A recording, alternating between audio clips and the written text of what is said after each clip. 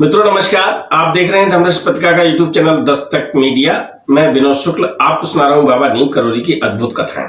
अद्भुत कथाओं की श्रृंखला में आपको महाराज जी के अनन्य भक्त उमा दत्त शुक्ला की कथाएं, उनकी संस्मरण और दादा के साथ में सुनाना चाह रहा हूं। दादा ने पारस स्पर्श में उमा दत्त शुक्ला के बारे में बहुत सारे संस्मरण लिखे हैं। महाराज जी का उमा दत्त शुक्ला से परिचय होता है। उमा दत्त शुक्ला पेशे से फोटोग्राफर है। लखनऊ में वो दुकान किए हुए हैं और दुकान में वो बैठे हुए हैं। उसी समय तांगा रुकता है उनकी दुकान के आगे और राम प्रकाश नाम के एक भक्त हैं महाराज जी के, वो आते हैं और उमा दत्त शुक्ला से कहते हैं कि बाबा नीम करोली आए हुए हैं और वो उनको ले आओ। उमा दत्त शुक्ला पहले कभी नहीं मिले हैं और वो दुकान से आते हैं, तब तक वो तांगे से उतर जाते हैं और तांगे से वो महाराज जी से कहते हैं आइए आइए महाराज जी। तो दुकान में जैसे ही आते हैं वो कहते हैं कि घर लेवा चलेगा। अब कोई साधु आपके यहाँ आए, आपसे कोई परिचय न हो और वो कहे घर लेवा चलेगा।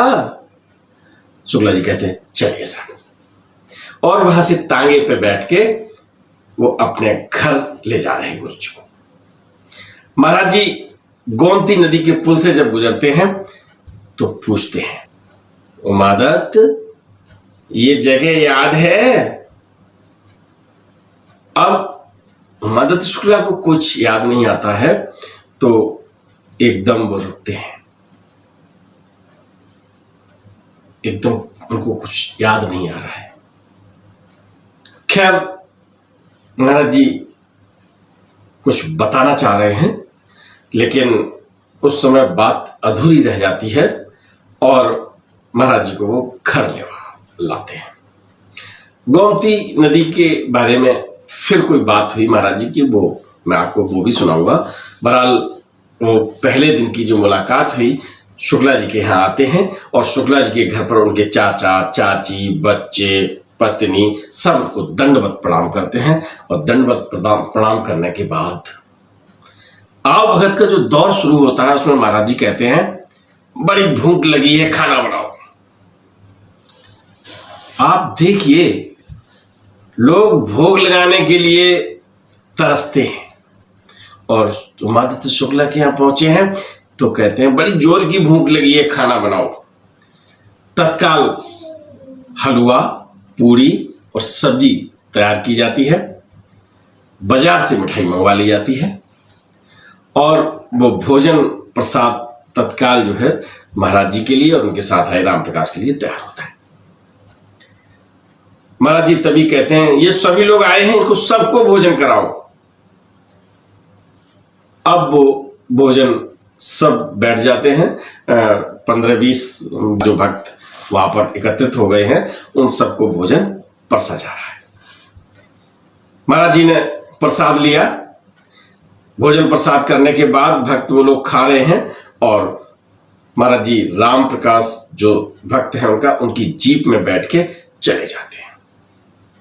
इधर वो भक्त भी भोजन करके चले जाते हैं। घर के परिवार के सदस्य जो उन भक्तों के साथ भोजन कर लिया है उन्होंने कर लिया भोजन, तो जो रह गए हैं उनके लिए भोजन बन के रख गया है। अब जैसे कोई मेहमान आया और चला गया तो मेजबान सब कुछ सही हो जाने पर थोड़ा तसल्ली की सांस लेता है। ऐसे ही उमा दत्त शुक्ला ने आराम महसूस किया। तभी उनकी चाची कहती है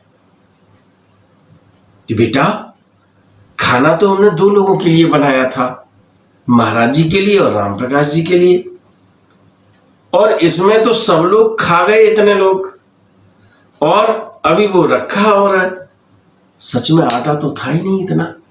उमा दत्त शुक्ला बहुत चक्के रह जाते हैं। कहते अरे परिवार के पूरे सदस्य इस बात को लेकर कि ये महाराज जी का चमत्कार है। 2 लोगों के भोजन में लगभग 20 भक्त खाए, 2 लोग वो लोग खा गए और राम प्रकाश जीप लेके आए थे तो फिर वो जीप का ड्राइवर भी होगा। फिर उन शुक्ला जी के घर में भी 8-10 सदस्य हैं, वो सब के लिए और भोजन बचा हुआ है। तो मित्रों, सच में अन्नपूर्णा माता की जब कृपा होती है, महाराज जी के साथ ही अन्नपूर्णा माता रहती हैं, और जब उनकी कृपा होती है तो भंडारे में कहीं कोई कमी नहीं होती। एक कथा मैंने 101 नंबर अपने जीवन में की सुनाई थी, वो आपने देखी होगी। और आज उमादत्त शुक्ला के यहाँ एक भंडारा हो गया छोटा सा, महाराज जी के प्रथम आगमन पर, वो भी 2 लोगों के भोजन में लगभग 25 से 30 लोग का भोजन बन गया। तो मित्रों, दिल से आप कभी याद करिए, आपको भंडारा करना है तो कभी कोई कमी नहीं पड़ेगी। ये मेरा विश्वास है कि महाराज जी को एक बार कारभार दे के तो देखो, कभी कोई कमी नहीं पड़ेगी। और मेरी भी शुभकामनाएं हैं कि कोई कमी ना पड़े। राम राम। सब्सक्राइब बटन पर क्लिक करके चैनल को सब्सक्राइब करें और बेल आइकन दबाना बिल्कुल ना भूलें, ताकि हमारे अपडेट वीडियो आपको मिलते रहें।